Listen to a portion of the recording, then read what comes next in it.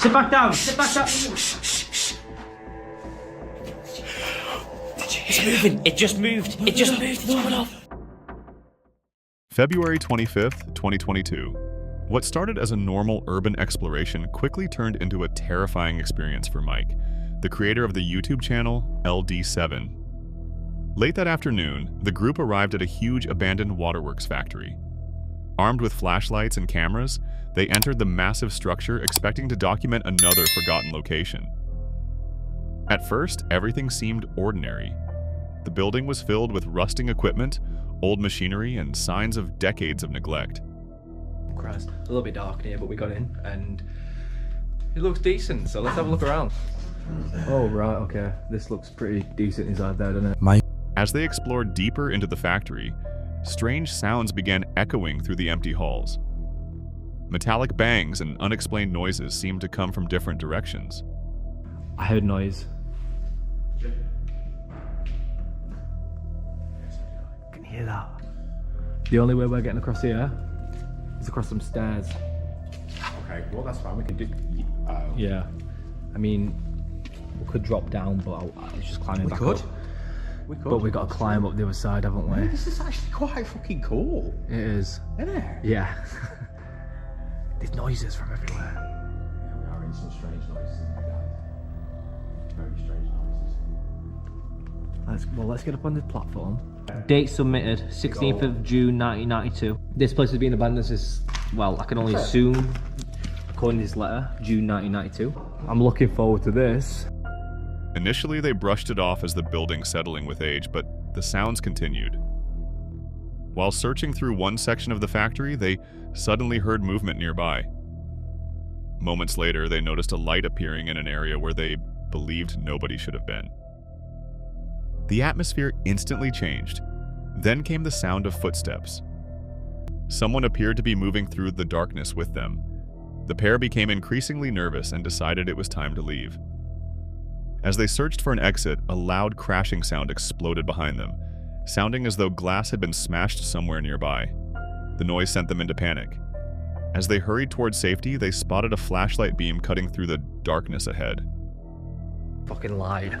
We just did. There is literally a light and we can hear footsteps over there. The weird thing is though, there's no entrance over there.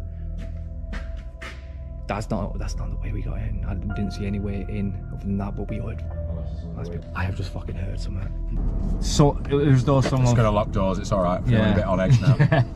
It was as though someone threw something at us. I don't know what the fuck it were. Bearing in mind that we had checked out every single, well, we thought we checked out every single inch of that factory, I heard a smashing, it sounded like a glass bottle or something smashing behind us. Whoever was inside the factory appeared to be aware of their presence. Without waiting to find out who it was, Mike and his friend rushed back to their vehicle and left the area. To this day, nobody knows who was inside that abandoned factory. But one thing is certain, someone was there with them, watching their every move. That's exactly what YouTuber Exploring with Josh expected when he entered an abandoned facility that once housed mentally disabled patients.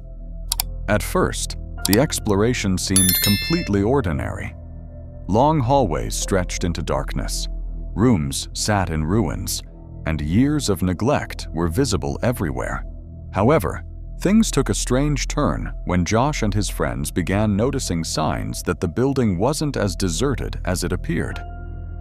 Bullet casings littered the floors, thousands of bullet holes covered lockers and walls, and evidence suggested that people had recently been using the property as a shooting range.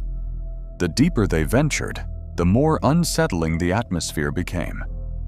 Then they encountered something that completely changed the tone of the exploration. A strong, foul odor led them into another section of the building, where they discovered a large, dark substance spread across the floor. Nearby were pieces of duct tape and other suspicious items that appeared out of place.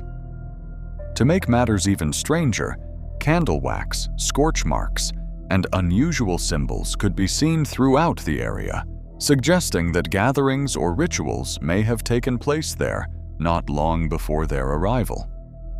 Suddenly, what had started as a simple urban exploration felt more like an investigation into something far darker.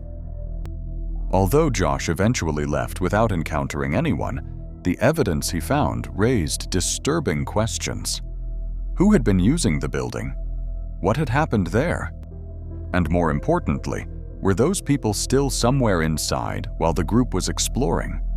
How's it look? How's it look? It looks completely destroyed. What? Wow, that's sick.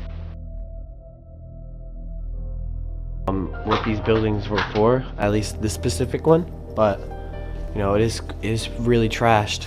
Yo, what happened, dude? Yo, you okay? Dude, check this out, dude. This is a real ammunition. Holy shit, dude! Look, they're all right here too. Yeah. Oh my god. That's crazy. I didn't even know they were this big. Actually, me either. A lot of bullets around here. Wait, you can see the candle marks right there. There's still wax on the floor. You see the wax?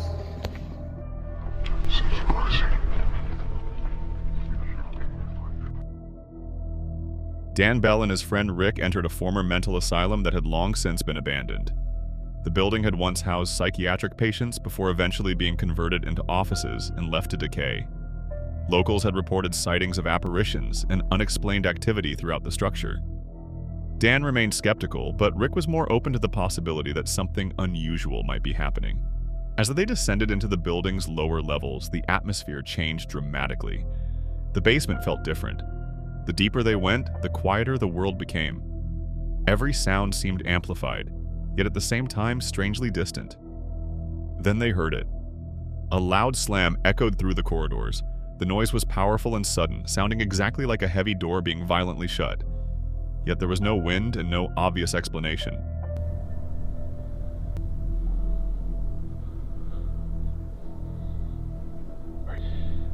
It sounded like a door slammed shut. Down below, right? Probably 66.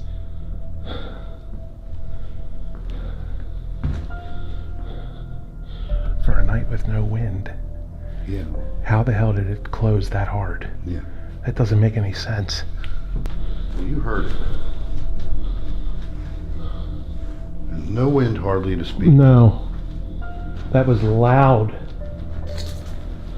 It was like a door slamming. It's like intentional. Yeah.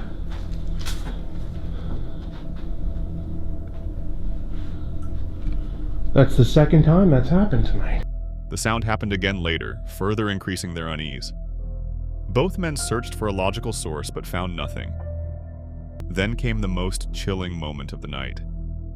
Somewhere nearby, a sound resembling a crying baby echoed through the darkness. At first, they attempted to rationalize what they were hearing. Perhaps it was plumbing, wildlife, or another environmental noise, but the longer the sound continued, the harder it became to explain. The crying seemed deliberate, almost as if something inside the building was responding to their presence.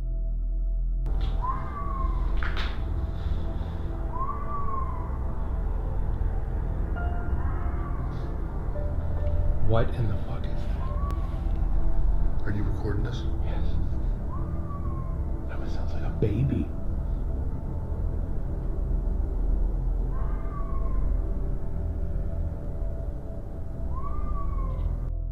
Viewers have spent years debating the footage. Some believe the sounds were paranormal. Others insist there must be a logical explanation. Whatever the truth may be, Dan and Rick left the asylum with more questions than answers. December 23rd, 2023, Ben and his friends from the channel Brothers Wild arrived at the abandoned DDI Asylum, a massive property once home to more than 1,500 patients. From the moment they arrived, they realized the location was enormous. Multiple buildings surrounded the main asylum, including what appeared to be an old church. You got all these little buildings which I don't know what they would be for. Then you got the obviously the actual. Do you have a look up here first then? Construction to it, so gotta be stealthy. Since the property had recently been purchased for redevelopment, the group knew they had to remain cautious. As they explored the grounds, strange noises echoed through the area. Although unsettled, they continued forward. Inside the church, decaying floors and damaged structures made every step dangerous. The atmosphere felt heavy and uncomfortable. Later, they entered the main asylum building. A ramp of wood made from one of the doors. Wow, it's crazy in here. It's got all the original beams. A lot of graffiti. The problem is there's holes in the floor. Yeah, I wouldn't risk it, bro. Did you? The darkness inside was overwhelming. Long corridors stretched endlessly ahead while damaged floors and collapsing rooms created constant hazards. As night fell, the investigation became even more intense. Near their campsite, Ben noticed figures wearing high-visibility clothing moving nearby. Unsure whether they were workers or security guards, the group remained hidden and waited for the area to clear. Once the coast seemed clear, they returned to the asylum. Inside one room, they witnessed something they could not explain. A wheelchair appeared to move on its own. The sight instantly shocked everyone present. Ben then used paranormal investigation equipment in an attempt to communicate with whatever might be there. The device immediately began registering strong readings. As they continued exploring, strange voices and unexplained sounds echoed through the building. Oh no. That was cool. Oh my Susie, God! put it on! Susie, put it on! Sit back down, sit back down.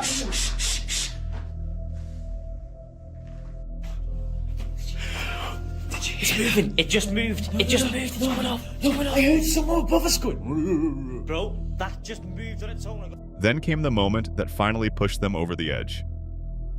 While moving through a dangerous staircase area, Ben heard what sounded like a woman's voice nearby. That was a woman's voice. Nope. I think we're done with this. There's a fucking wire on the door. Right. I hear that? I heard it. That was the scariest shit ever.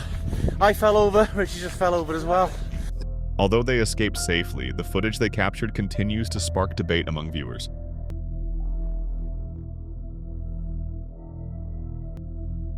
On August 23, 2007, YouTuber Terry uploaded a video that would leave viewers disturbed for years. The footage begins inside his home during what appears to be a normal evening. Suddenly, Terry hears something outside. Curious, he grabs his camera and moves toward the front door. Looking outside, he notices a young girl sitting nearby and crying. The sight immediately feels unusual. The girl appears to be alone. Unsure what to do, Terry continues recording from inside the house. Then something happens that completely changes the situation. When he points the camera toward the girl again, she is no longer sitting down. She is standing and staring directly at him. The moment is brief but incredibly unsettling. Before viewers can see what happens next, the video suddenly cuts to black.